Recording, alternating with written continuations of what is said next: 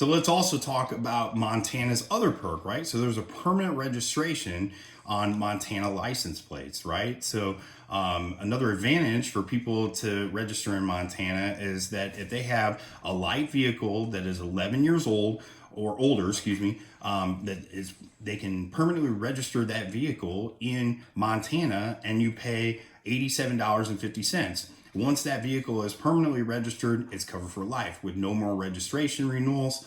So the Montana vehicle registration process has been generating a buzz for years. It's nothing new. Interest has been affluent, by ways to keep costs down on high-end sports vehicles or expensive motorhomes looking for the same. However, with the rapid increase in average vehicle prices, with new car prices exceeding toward an average of $50,000, the demand for car registration in a state with no sales tax promise, obviously that goes up. So, it's a win-win situation here, right? You can be able to not pay sales taxes. You can do it in a legal manner. You don't pay personal property taxes, again, on a legal manner. Now, so is it legal? Let's talk about that, right? Here's the deal. There's been a bunch of smear campaigns on the Montana LLC registration program by a few highly noteworthy publications. They call it a scam. Well, it's not a scam. It's a legal mechanism employed in a completely legal fashion per Montana. They don't care if you're a resident and therefore may register any of your vehicles in the holding company. Again, not a scam. Scam means you get nothing for your investment and have been cheated.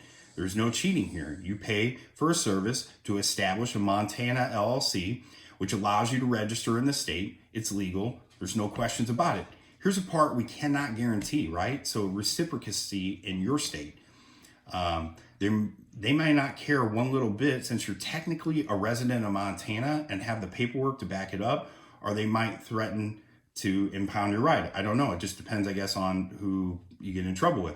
Most of the problems we've seen, really though, it's covering from registering UTVs as a street legal machines with the Montana LLC and Montana plates, which is in another state.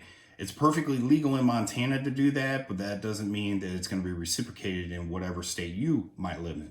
Several states are taking hard lines against these. They don't care about reciprocity and they don't care about your explanation.